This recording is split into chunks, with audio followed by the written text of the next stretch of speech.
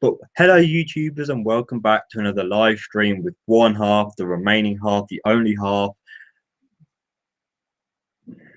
Sad times, you know.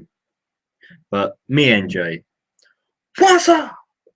And this live stream is going to be talking about the WWE SmackDown Live, the draft, BattleGround, and just overall thoughts. And depending on the outcome of this live stream, this video, there may be follow-ups due to what is yet to come for the WWE and its whole concept of moving wrestlers to Raw, SmackDown, departing them from NXT.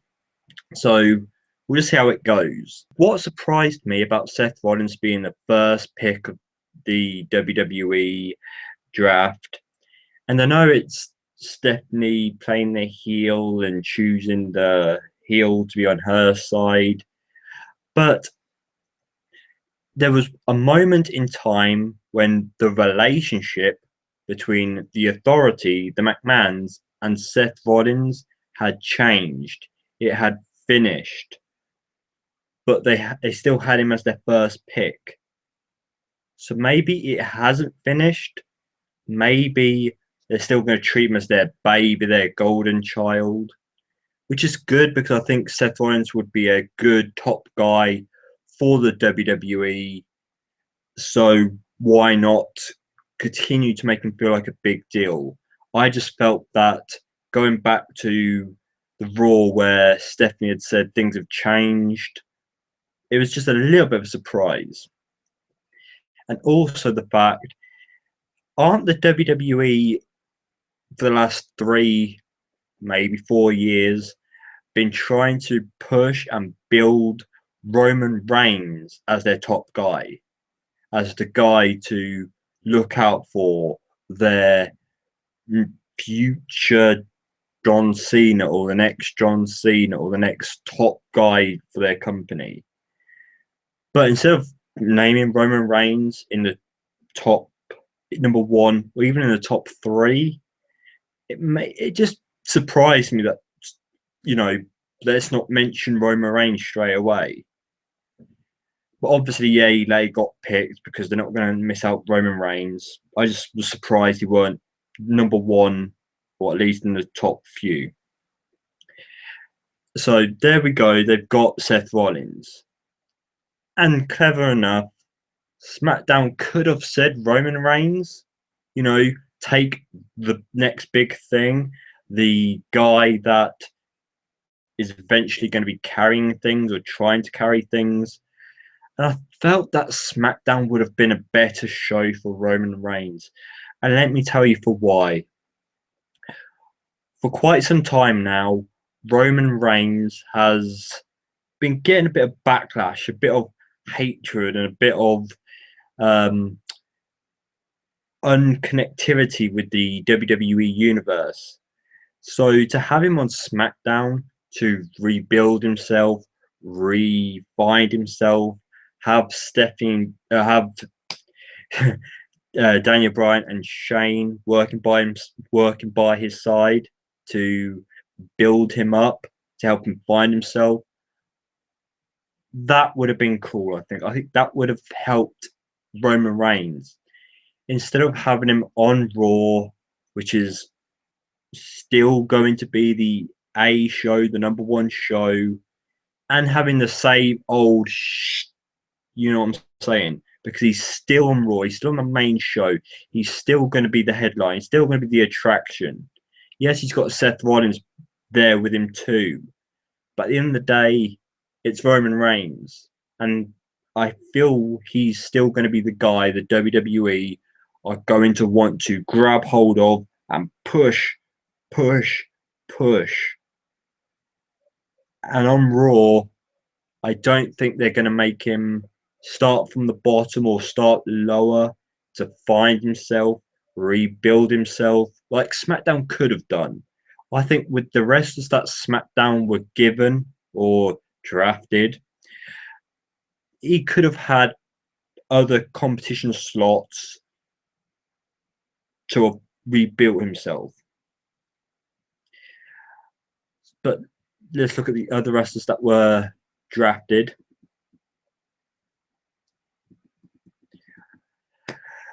The WWE Women's Champion, Charlotte, and eventually with Dana Brooke. Okay, this one I'm fine with because it's the champion. You know, you want to look good with having the champion on your show. But the relationship between Charlotte and Stephanie hasn't always been rock solid. Like, they're sisters, they're gonna complement each other. But with the relationship with Triple H and Charlotte behind closed doors, it's good to keep Charlotte and Triple H mates, kind of working side by side and stuff. And with Charlotte on the main show, and Charlotte, even with the championship or without, she's still going to be the top women wrestler. She's still going to be that. The big one as well is Finn Balor is on Raw.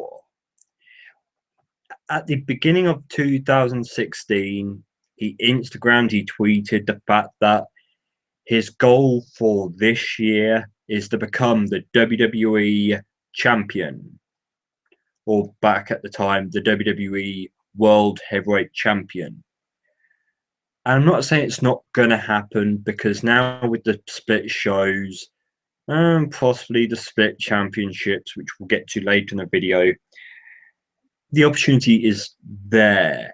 And with the name Finn Balor, especially with the network being plugged and NXT being plugged, people may know who Finn Balor is. So the WWE may use the network factor, the pumping of NXT factor, and make Balor champion.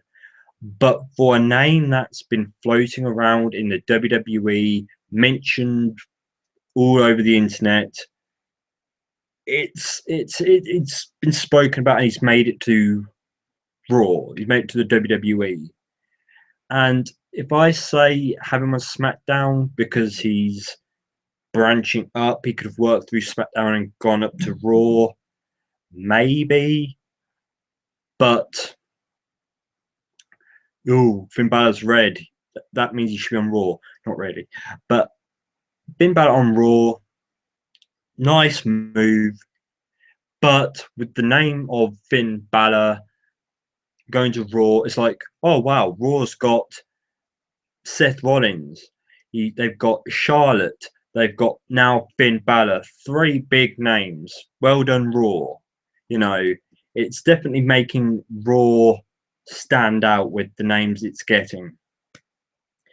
And then they take the guy who I said should have gone to SmackDown, Roman Reigns. Nia Jax eventually got mentioned and drafted up to Raw. Okay, I've always liked the idea of having an alpha female, a dominant female, because hopefully with her booking, she'll be, no one's going to take me down. She may not need to rush towards the championship. No, I think just be a wrecking force in the split women's division. Split because some gone to SmackDown. I'm not sure how much destruction she's going to cause. She's not going to just storm through the numerous women wrestlers to prove that she's the alpha female, because there's not really that much female wrestlers to accomplish that dominance for one show. But I do like the idea of bringing more women wrestlers up to the main shows. Brock Lesnar, the guy who was once the big thing going on SmackDown back when they did the first draft. So he had the feeling of being SmackDown's top guy. And with all the progression he's had since the first draft to now, he's pretty much dominant for both shows. He's the top guy, he's the top wrestler, he's the dominant force of the WWE. so I can see why he's on Raw.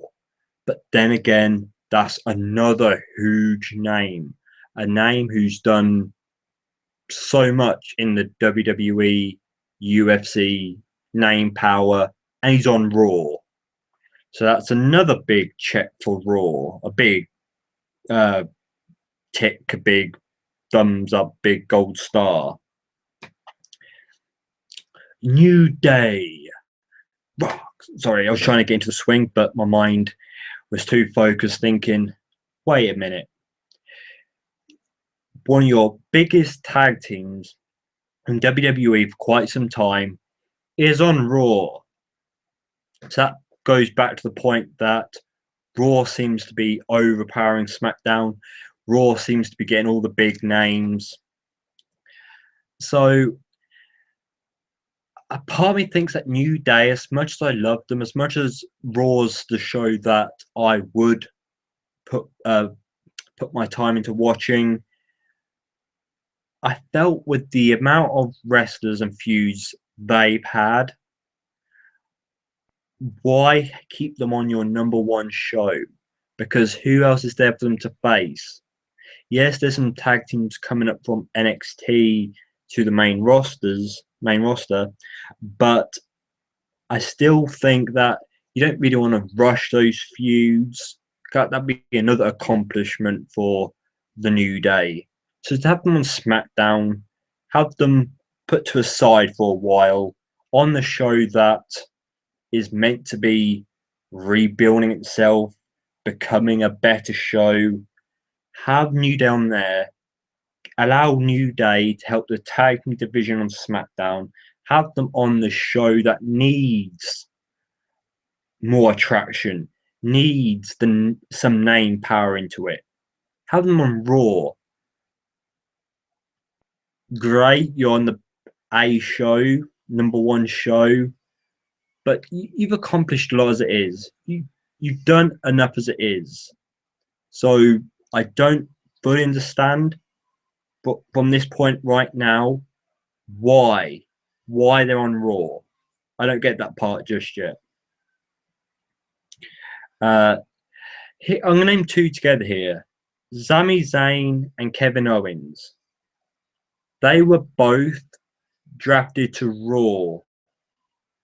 And I know the WWE want to use their history to make them a big deal for the WWE by having them feud against each other, be against each other at all times. But I feel that this feud to be made into a big deal for the WWE, they need time, they need progression, they need little flashes against each other. And I think being on separate shows would have given us that. The odd occasion against each other, the odd face to face moments, the odd promo on Raw, promo on SmackDown, speaking out to each other. But having them both on the same show, it's like the WWE are just going to give us that match whenever they want. They're going to have them face each other numerous times, and that's the feud done over with. That's the big blockbuster history making feud already done in the WWE. Oh, I know. We'll just come back to it every few months. I think they should have been on separate shows and had a promo about each other, faced each other, or had a moment with each other at a pay-per-view when Raw and SmackDown are together. So I'm kind of disappointed that Zayn didn't go to SmackDown. That's just how I'm seeing this right now. I don't think having them on the same show was ideal. I don't think so. I think this is going to become a John Cena, Randy Orton, Sheamus, Daniel Bryan, Kane and Big Show thing. I think these two are going to be in each other's faces a lot on Raw, and the speciality of this match, this feud, the history of these two is going to be overdone. So I don't really like the fact that these two were on the same show. Um, Sasha Banks, another very crowd-pleasing name, another fan favorite. That's on Raw. So well done, Raw. You've got another big name. You can see a trend coming here. Chris Jericho, I'm surprised that he's still here. I'm surprised he's not ran off to do a Fozzy thing or have some time out of the WWE. So having him drafted to Raw, you know, I'm not saying Chris Jericho is not a top name for the company. He is and he always will be, but he's not as big as he used to be. And I think being on SmackDown to put over the talent that SmackDown has would have been better. But, you know, with Cesaro and Jericho having a current feud right now, I can see why they're on the same show. It's nice to have Cesaro on Raw because it shows some importance to Cesaro. But to have made this Jericho putting over other talent thing work, Cesaro and Jericho could have both been on SmackDown.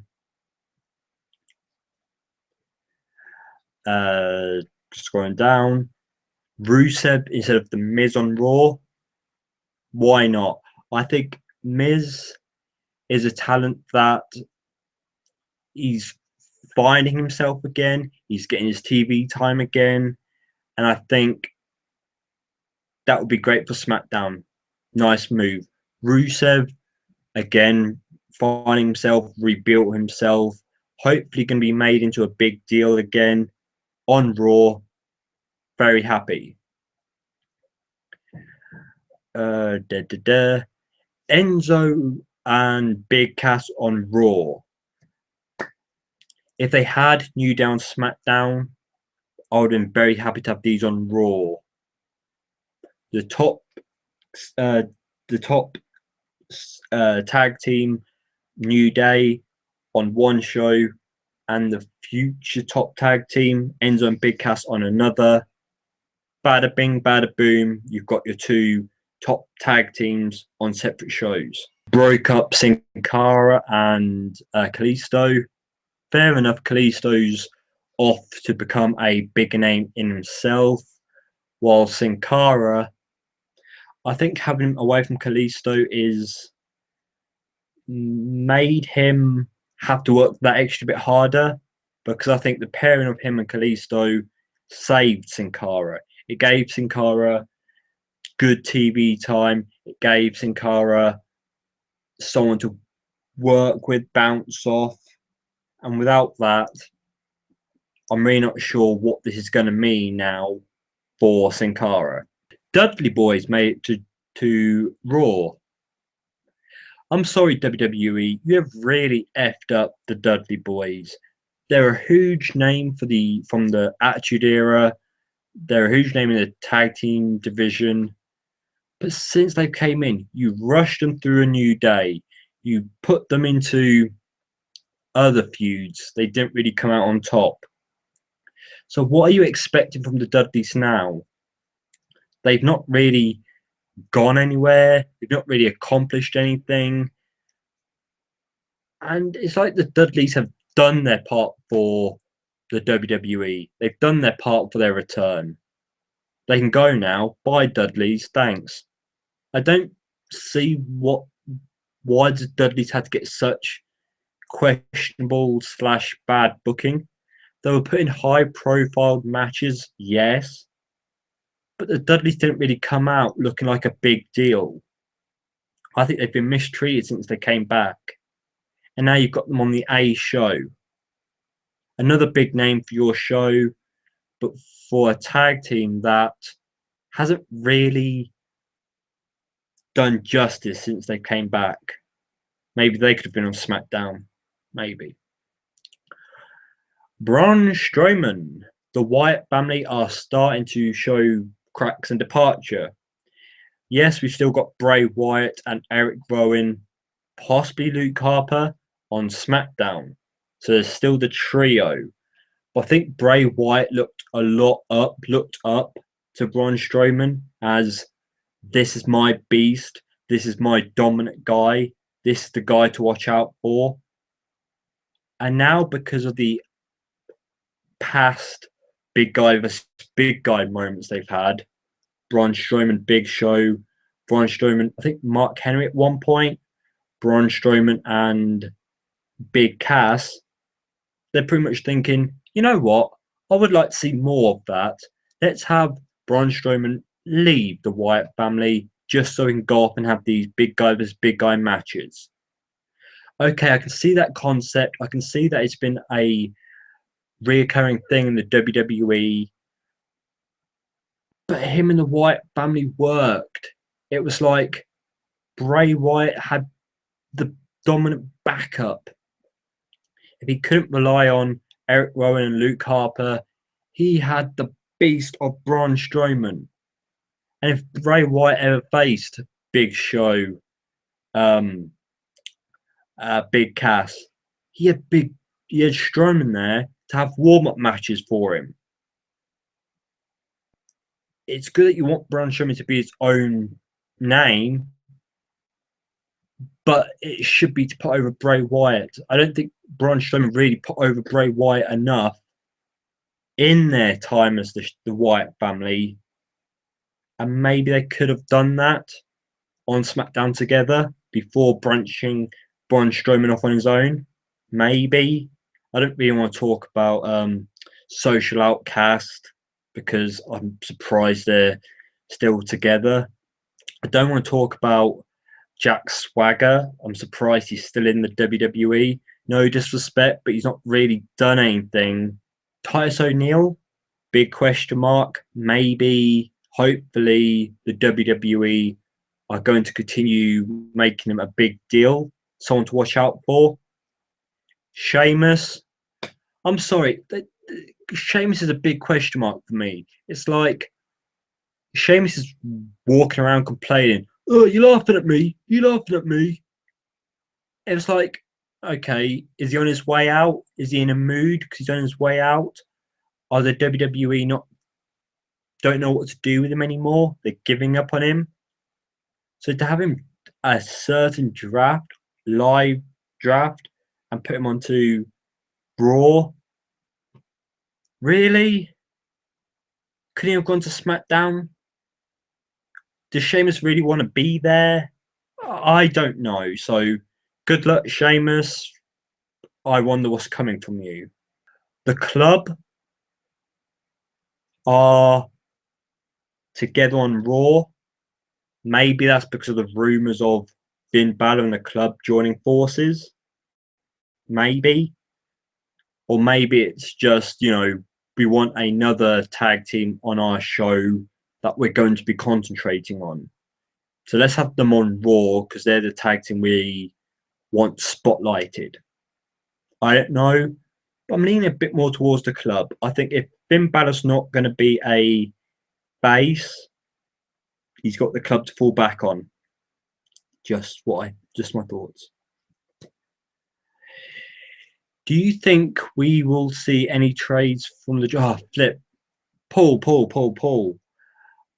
I do think that we're going to be getting some contract signing moments, some turn your back on your brand moments. I'm not sure how soon, but I do think it's going to happen. I think, I'm surprised. The Intercontinental Championship is on SmackDown. I always thought that was a Raw belt. Maybe I'm wrong and I've missed the time when the Intercontinental was on SmackDown. But I do think we're going to be getting some draft from Raw to SmackDown moments over the next couple of months, weeks, whatever. But I think it's going to happen. Because of how the draft went, I think there's the chance of trades happening again. Okay, having a little look at the SmackDown roster. Dean Ambrose, AJ Styles, there we go. I do think AJ Styles is a good fit for SmackDown. I'm not sure how quickly the WWE are going to make AJ Styles a top name for SmackDown. You know, have AJ Styles versus the main championship, having become number one contender for the main championship, have him against Randy Orton. I'm not sure how soon this is going to happen, but AJ Styles being spotlighted on SmackDown, a guy who, even though he's already done big things on Raw for the WWE, having a name power, because even though he's only recently came into the WWE, in the world of wrestling, he's still a big name. So SmackDown's got that. John Cena, I've already said that. John Cena is been doing a lot of wrong for the WWE. You could compliment the open challenge, but the guys who he faced, John Cena always won. The guys look good, but looking good doesn't always create pushes, because Zayn, I think, got more of his name from his past and now the Owens feud. I think Cesaro got his name more because of his in-ring ability. I don't think because he faced John Cena. You could say he's almost beat John Cena numerous times. Yes, but if that really meant anything, don't you think Cesaro would be a main eventer right now? If Cena starts to do the right thing on SmackDown, if he faces the likes of AJ Styles again and he loses to AJ, good. I think the move to SmackDown was a good idea. If he loses to Bray Wyatt this time round, well done. The draft to SmackDown was a good idea. But right now, I don't have much faith in John Cena. I don't. I don't think John Cena's much to write home about. Baron Corbin, even though he won Andre the Giant Battle Royal, Memorial Battle Royal, even though he had a 5, 6, 7, 8, 9, 10 month feud with Ziggler, it didn't really create Baron Corbin. So to go on SmackDown, to accomplish stuff on SmackDown, the uprising show, instead of being pushed straight to what I still think is the case, the top show, good idea. Allow Baron Corbin to grow from this, move to SmackDown. Del Rio, he could become a top name for SmackDown without the League of Nations, United Nations, the multicultural worldwide club. He could go back to being a top guy for SmackDown. I don't think it would be. I don't think it'd be a bad idea, because Del Rio's been in the main event before. He was pretty good there, I felt. So to have him a top name for SmackDown, top mid card main eventer. Kane, I'm glad you've got him on SmackDown, because I think Kane is not who he used to be. He's not who he should be. So to have him on SmackDown to fill in moments when you need him, good idea. Apollo Crews, I think that's the thing. Sheamus is on Raw, Apollo Crews is on SmackDown. Did that feud actually go anywhere? Did the Apollo Crews and Sheamus feud actually go anywhere? I don't think it really did. So why have you got them on separate shows? Why is that feud not finishing? Why is Apollo Crews not coming out on top? Why? What? I'm not saying Apollo Crews is at a dead end. No, I'm pretty sure there's another feud coming up soon. But I would have preferred a proper feud finishing point for those two.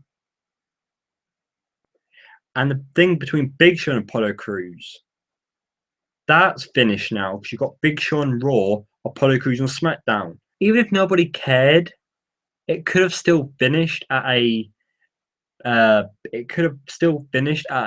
B grade pay per view. They could have still had Sheamus versus Apollo on a B grade pay per view, just so Apollo Crews could have got a pay per view win.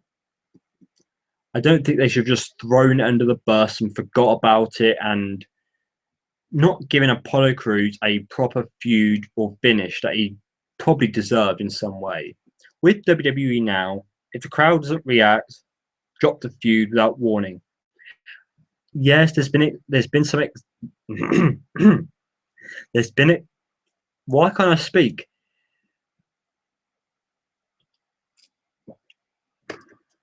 There's been some examples of that, but I still think it's a shame because Apollo Crews, new wrestler to your main roster, you've put Apollo Crews in a feud with Sheamus.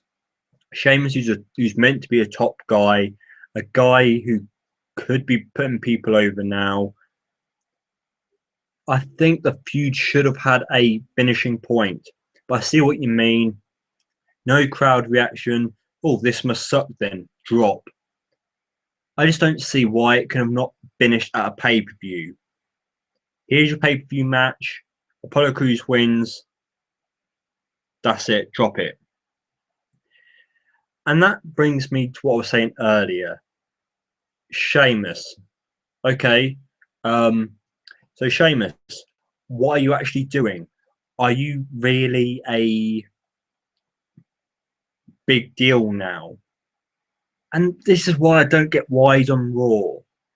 Maybe the reason why there was no crowd reaction is because of Apollo more than Sheamus. But still, I'm still wondering what is making Sheamus a big deal right now. What's making him be good for Raw? Now, a quick talk on BattleGround, because I noticed something when I was looking at the BattleGround card. We have SmackDown's Dean Ambrose taking on Raw's Roman Reigns and Seth Rollins. Okay, so at the moment we only have one main championship, and it's on SmackDown. So if there's going to be two main championships, are we saying the WWE Championship's going to be on SmackDown? So what's what's Raw going to have? The WWE World Heavyweight Championship? Maybe they are only going to keep one championship. But as much as I think the champion should be able to switch between both shows to feud with many wrestlers, that would make pay-per-views quite difficult to book, because if he drops that championship to a SmackDown wrestler, what does that mean for the Raw wrestler? Raw Zayn versus Raw Owens? Not much to change there. SmackDown John Cena, Raw Enzo Amore and Big Cass versus SmackDown's AJ Styles and Raw's The Club. The Club and AJ have had a good partnership, friendship. So I wouldn't think the Club are going to turn on AJ just because they're on separate shows. I think this match is going to go exactly the way it should. We're going to get an overall winner. But I would like the Club to win. AJ in the club. You're establishing the club as a dominant tag team, and AJ Styles to get a win over John Cena before they go into the next one-on-one match. But John Cena does need, in WWE's eyes, a win over AJ Styles, because due to the last match where AJ picked up the win thanks to the club. I don't know. Who do you guys think is going to win? John Cena, Big Cass, and Enzo Amore, or AJ Styles and the club? SmackDown's Becky Lynch versus SmackDown Natalya. I don't want this feud to finish at BattleGround. I think because these two probably need to keep going because of the other feuds that are going on right now. I'd say give Natalya the win here, just to give them a reason to fight again. Keep Becky Lynch on TV. Keep her in a feud. Keep her waiting for her opportunity to go after the championship. So I'll say Natalya to beat Becky Lynch. SmackDown The Miz versus Raw Darren Young. Combining this match with Raw's Rusev versus SmackDown's Zack Ryder. So as you can see, if Darren Young beats The Miz, Raw has both mid-card championships. If Ryder, I can't remember saying this, if Ryder somehow beats Rusev, each show has a mid-card championship. So my prediction for the mid-card championships is Miz is going to beat Darren Young and Rusev's going to beat Ryder. New Day, Raw's New Day versus SmackDown's Bray Wyatt and Eric Rowan, Raw's Strowman. I was thinking in one of these two matches, either in Cena, Enzo, and Big Cass versus SmackDown's AJ Styles and the club, or this one, Raw's New Day versus SmackDown's Bray Wyatt, Eric Rowan, and Raw Strowman. I was thinking, could we have a turn in one of these matches? Could the club turn on AJ? Could AJ turn on the club just to make one of them turn face? But then I thought, no, because AJ's got to stay the heel to face Cena. The club are more of a heel tag team, I think. So I don't see a change in that. Could Braun Strowman turn on the Wyatt family? Because the Wyatt family could quite easily be a face. But then I thought, no, you want to keep the Wyatt family as heels as they go against New Day again for the tag team championships. So my thought, because there's a tag team partner that's on the opposite show to their fellow teammates, I thought there could be a twist here, there could be a turn. But thinking logically, I don't see any of the partners turning on their team. But who's going to win? New Day versus the Wyatts. I'm going to say the Wyatt family to prove that they deserve a championship match for the tag team championships. And the one you were saying, Paul, Sasha and versus Charlotte and Dana. On Twitter during Raw, during SmackDown as well, I was saying, could Bayley be Sasha's partner? But then I thought, no. As much as that would be great and a great match to go for, having Bayley on Raw, having Bayley in this match against the WWE Women's Champion. That's saying two things. Number one, another big name is going to Raw. Sorry, SmackDown, another big name's going to Raw. And two, you've already got Bayley in a match against the women's champion. You shouldn't rush that, because at the minute Sasha's facing Charlotte. That's the feud. That's the spotlight.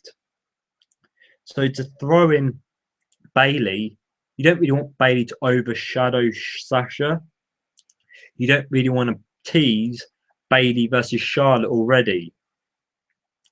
So I think throwing in Bayley here is going to send up the complete wrong message.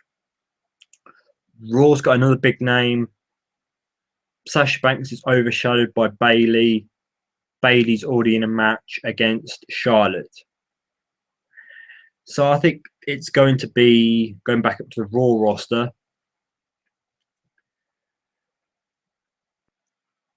Not Nia Jax, because she's a heel.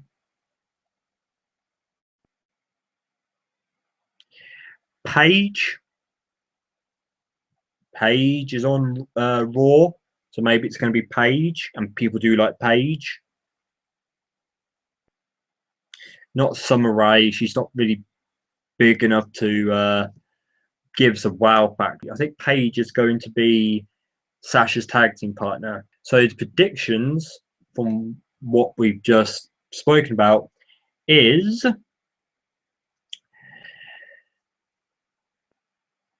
Sasha and Paige to defeat Charlotte and Dana Brooke. The Wyatt family to defeat the New Day. I don't think there's going to be a mid-card championships mid-card championship change. I think Rusev's going to beat Ryder. Miz is going to beat Darren Young. I know they're trying to make Darren Young great again, but let's say Darren Young beats the Miz. Does Ryder have to beat Rusev? You can't really have both mid-card championships on the same show unless they're finally going to build up to combining both mid-card championships for SummerSlam. Come on. That's wishful thinking. And I don't think I'm going to get that wish. So I think Miz will beat Darren Young and Rusev will beat Ryder. Becky Lynch versus Natalya. I think Natalya is going to beat Becky Lynch so the feud can continue. Cena, Enzo Amore and Big Cass versus The Club and AJ Styles.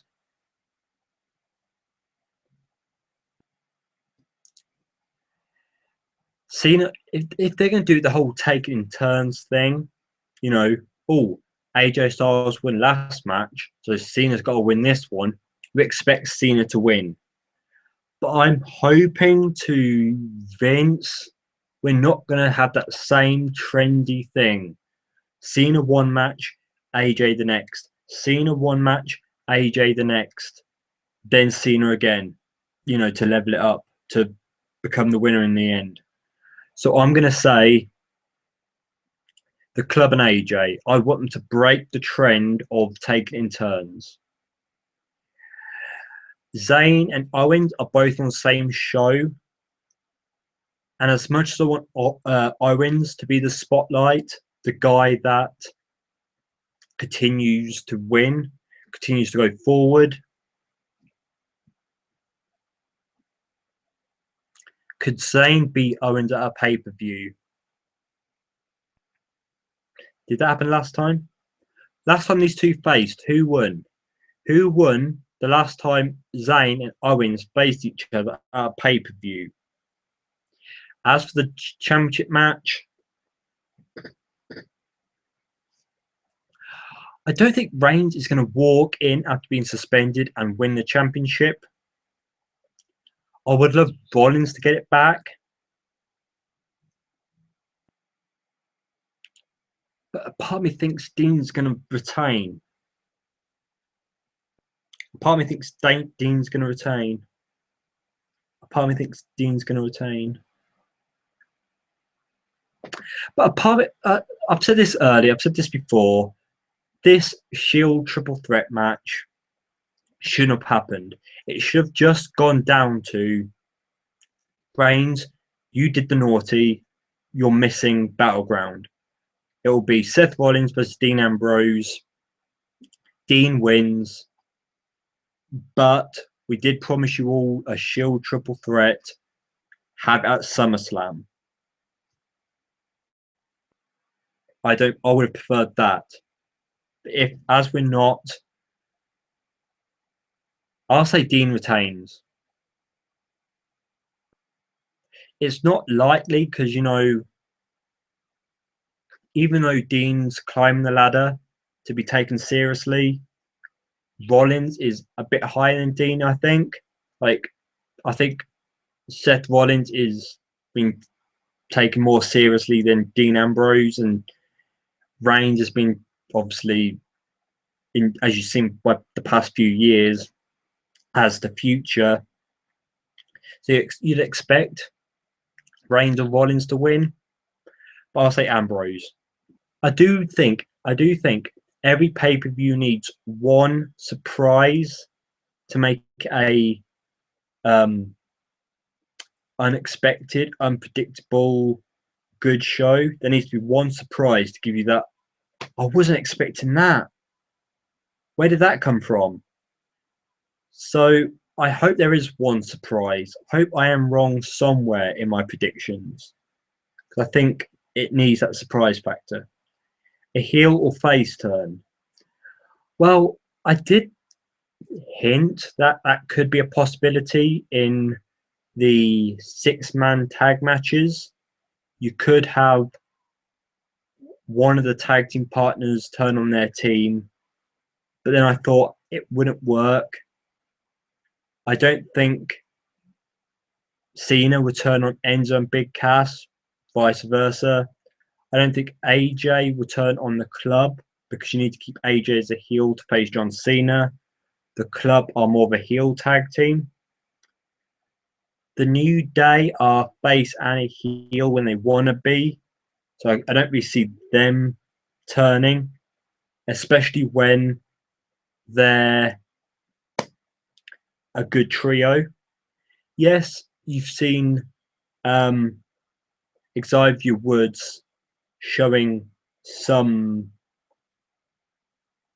fear towards the Wyatt family. I can't see Xavier Woods in the Wyatt family. Xavier Woods wouldn't really fit in the Wyatt family.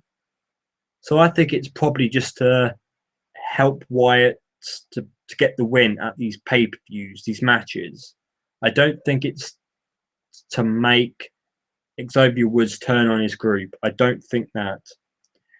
Braun Strowman to turn face and take out the Wyatts could happen, but I can't see Braun Strowman as a face. Maybe because he's not really had that time on his own to do it.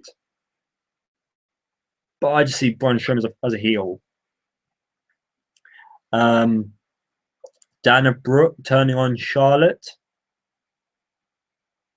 could happen, but I think the tag team of Charlotte and, in my prediction, Paige is a strong enough team to defeat Charlotte without Dana turning on Charlotte.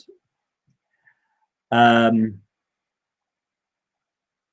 to turn on Rusev, not with the whole marriage proposal, wedding, engage thing going on there.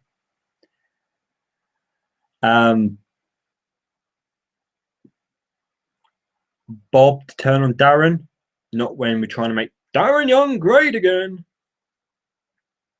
Not saying it's a bad thing. I just, I don't really believe this is going to grow into anything too big. But I do like the fact that Titus is his own name, his own wrestler now. So why not do something with Darren Young? Maurice to turn the Miz. I don't think that they're too in love. I don't see that. and the triple threat match. There's not really much turning on there. Reigns. Oh, come on, Paul. Reigns will turn on Dean. That's pretty much already happened. Dean's already took out Reigns. Dirty deeds in the ring. That's what helped to build up this triple threat match. That's what helped to make Dean champion. So I don't think Reigns turning on Dean is really a factor. I think they're already broken up. They're already not really friends or a tag team anymore. Even though you see them joking sometimes in the ring, I don't think they're a team anymore. So to be honest, I don't see any face or heel changes. Am I looking forward to BattleGround? Slightly. But overall, the draft, I didn't really agree with the draft. I've gone into a bit of detail in this video. So if you want to hear more of my thoughts, watch this video back after it's uploaded. And I think there's going to be a few corrections going forward. I think over the next few weeks, pushing months, if they want to give this current format a go. But I do think we're going to get some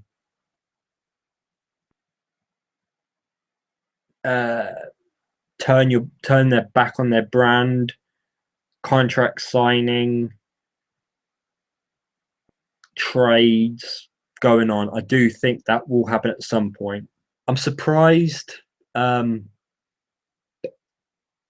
Foley and Stephanie are working together due to the history the McMahons have had with Mick Foley. Daniel Bryan back on WWE live TV. Well, if he's going to be on TV telling people what to do, boss people around, aren't wrestlers going to want to attack him? The heels want to attack Bryan. And how many bumps can Bryan take? Can he take a RKO from later down the line heel Randy Orton? Can he take a attitude adjustment from Cena? It's not going to happen, but oh yeah, I'm dating your fiance's sister. I don't appreciate you telling me what to do. That little concept would have been funny. So I'm not sure how many bumps Bryan can take. So to have him as the leading mouthpiece for SmackDown may not really help his confrontation with the heels on SmackDown. And also, if the WWE had booked this building up to Survivor Series from, let's say, the Raw after WrestleMania to Survivor Series, that could have been a nice build-up of a short-term draft. You could have had Team Raw versus Team SmackDown over the course of WrestleMania to Survivor Series, and the winner of the Survivor Series match, Team Raw versus Team SmackDown, would have been the overall showrunner of Raw and SmackDown. That would have been better than what I think we're getting right now. I also want to know where Triple H is going to fit, because Triple H, I'm pretty sure, is going to be on Raw with Stephanie. But there's the whole rumor of Shane versus Triple H somewhere down the line. When and how they're going to make that happen? Are we going to have the constant SmackDown invading Raw, and that gets to a point where Stephanie, Triple H agree or create the match for the full ownership? Or was that rumor just gone now? Also, will Triple H get his rematch for the WWE Championship? But who would he feud with? Roman Reigns to have a rematch there, pick up the win there? Or would he face Seth Rollins? Because for some reason, Seth Rollins is still doing the pedigree. Keep your eye out for future live streams or British Fist videos. Until next time, I've been NJ. What's up? I'm feeling very hot right now. This drink's not really working. I'm going to go and cool down. Check out what other live streams are going on right now. Until next time, goodbye.